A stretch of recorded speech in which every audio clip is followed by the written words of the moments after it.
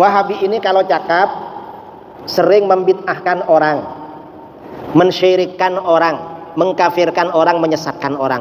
Itu tanda-tanda kalau mereka cakap. Kalau ceramah sedikit-sedikit itu bid'ah, itu syirik, biasanya Wahabi. Kita ini di Nusantara, rumpun bangsa Melayu, sholatnya mengikuti mazhab Imam Syafi'i.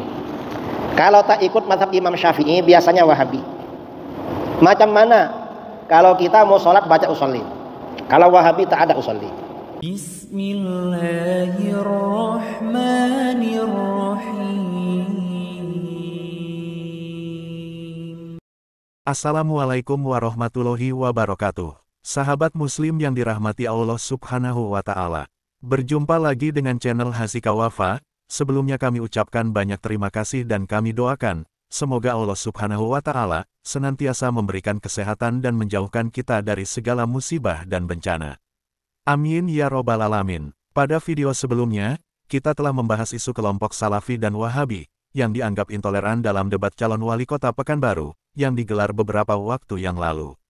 Pada video kali ini, channel Hasika Wafa akan membahas pernyataan Ustadz Idrus Ramli, tentang ciri pengikut Wahabi yang salah satunya tidak bermazhab Syafi'i.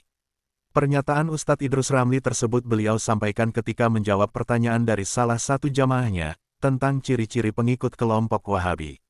Mendapat pertanyaan tersebut, Ustadz Idrus Ramli lantas menjawab, ciri pengikut Wahabi terlihat dari sikapnya yang biasanya sombong, tidak bisa membaca Al-Quran, hanya bicaranya saja yang besar.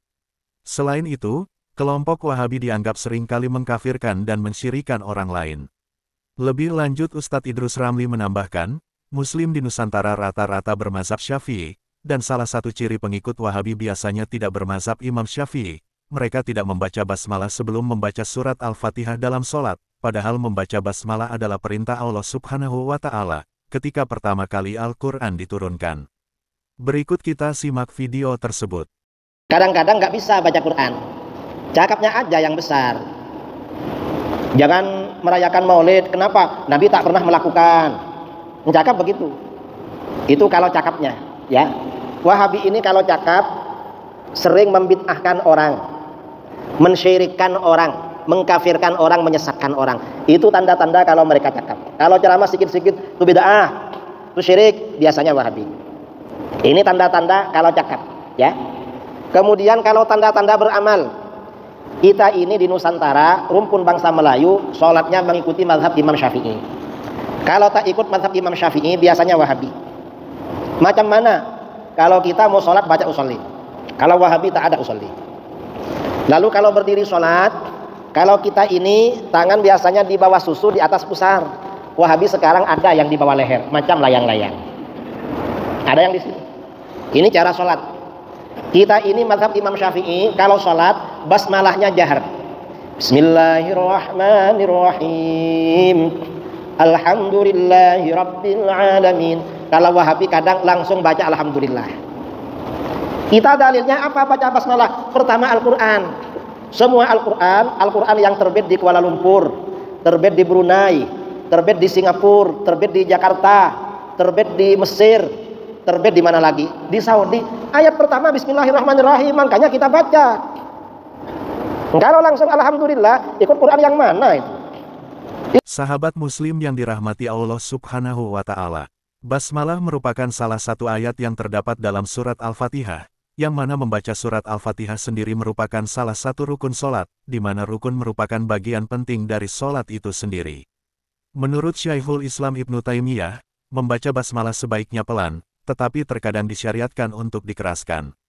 Misalnya imam mengeraskan bacaan basmalah, untuk mengajar makmum. Hadis yang menyebutkan bahwa Nabi membaca basmalah saat memulai sholat memiliki beberapa jalur, di antaranya jalur Abu Hurairah dan Ummu Salamah. Salah satunya yang sering menjadi kebingungan, adalah terkait membaca basmalah sebelum Al-Fatihah ketika melakukan sholat. Berikut kita simak penjelasan dari Ustadz Khalid Basalamah dan Ustadz Adi Hidayat, tentang bacaan basmalah dalam sholat. Baca bismillah itu pendapat jumhur, termasuk Imam Ahmad. Cuma yang diperselisihkan adalah disirkan atau dijaharkan, itu saja. Imam Ahmad, Imam Malik, Imam Abu Hanifah mengatakan disirkan, dikecilin, kemudian baca Al-Fatihah, gitu kan? Jadi nggak ada tidak baca bismillah itu. Itu hadisnya sahih riwayat Imam Bukhari, Imam Muslim itu tentang Nabi SAW membaca basmalah pada saat memulai Al-Fatihah, tapi disirkan. Imam Syafi'i mengatakan dijahar, dikeraskan sekalian. Gitu kan? Sebenarnya beranjak daripada dalil yang sama. Sebagian sahabat mengatakan, kami mendengar ya bacaan basmalahnya Nabi SAW ya, kemudian lebih kecil daripada bacaan Al-Fatihahnya. Ini sebuah riwayat. Ini dipegang oleh jumhur ulama. Ada juga riwayat lain dipegang oleh Imam Syafi'i. Sahabat beberapa mengatakan, kami mendengarkan Nabi SAW membaca basmalah. Artinya suara basmalahnya kedengaran oleh makmum di belakang sehingga dianggap sama semua termasuk dengan Al-Fatihah. Tidak ada beda nadanya. Itu tidak ada masalah. Nah, selama ada dalilnya nggak ada masalah. Yang penting antum jangan keluar dari konsep dalil yang ada. Di cara baca bismillah itu ada 4, hadisnya 70 Pak. Hadis bismillah itu 70 hadis. Semua bersambung pada Nabi, caranya ada 4. Bisa dijaharkan, dipilih oleh Imam Asy-Syafi'i, lahir tahun 150 Hijrah. Bisa disirkan, ya, dipilih silent, dipilih oleh Imam Ahmad bin Hanbal, lahir tahun 163 Hijrah. Bisa tidak dibaca sama sekali, dipilih oleh Imam Malik dan Imam Abu Hanifah. Imam Malik lahir tahun 93 Hijrah, Imam Abu Hanifah wafat tahun 150 Hijrah. Kalau dijaharkan, dibaca keras. Bismillahirrahmanirrahim. Sir, silent, tipis. Bismillahirrahmanirrahim. Jadi kalau silent, tidak usah dikencangkan. Ini silent, sir, tapi ditempelkan ke mic. Bismillahirrahmanirrahim. Itu sama dengan jahar. Bisa tidak dibaca sama sekali. Alhamdulillahi Rabbil Alamin. Jamaah pertama Indonesia datang ke Mekah. Salat dipimpin Syekh Sudes, madhabnya Hambali. Bismillahnya sir. Bismillahirrahmanirrahim. Alhamdulillahi Rabbil Alamin. Apa komentar pertama? Oh, iki imamnya Muhammadiyah ya? Masya Allah. Muhammadiyah cabang Masjidil Haram. Bayang. Padahal dari sejak dulu sudah ada. Begitu subuhnya nggak kunut apa saya bilang? Masya Allah. Bapak Ibu sekalian, yang bismillah dijaharkan, benar. Yang disirkan, benar. Yang salah yang tidak sholat. Yang kunut, benar. Ada dalilnya. Al-Imam Asy-Syafi'i kunut. Dalilnya dari Ibnu Umar, diajarkan oleh Nabi kalimatnya pada cucu Nabi Al-Hasan. Allahumma hdini fiman hadait. Kalau jamaah, Allahumma hdina fiman hadait. Wa'afina fiman afait. Wa tawallana fiman tawallait. Dan seterusnya hadisnya. Yang tidak kunut juga mengambil pemahaman kunutnya kunut nazilah. Diambil oleh Imam Ahmad bin Hanbal. Yang tidak kunut sama sekali seperti Imam Abu Hanifah. Dalilnya ada. Mengambil riwayat di Bi'r Ma'unah saat turunnya Quran surah ketiga Ali Imran ayat 128. Laisa laka minal amri syai'un aw yatuba 'alaihim aw yu'adzibahum fa innahum zalimun. Dipilih oleh para ulama. Zaman Nabi itu sudah ada contohnya. Nabi kemudian berhenti sementara waktu. Sahabat ada yang kunut, ada yang tidak. Nabi membenarkan keseluruhannya. Diteruskan oleh para ulama. Imam Syafi'i memilih kunut subuhnya. Imam Ahmad kunutnya nazilah. Imam Abu Hanifah tidak kunut. Imam Malik kunut subuh. Kunutnya sebelum ruku disirkan. Yang kunut dibenarkan oleh Nabi. Yang tidak kunut pun dibenarkan oleh Nabi. Yang tidak dibenarkan yang tidak sholat subuh.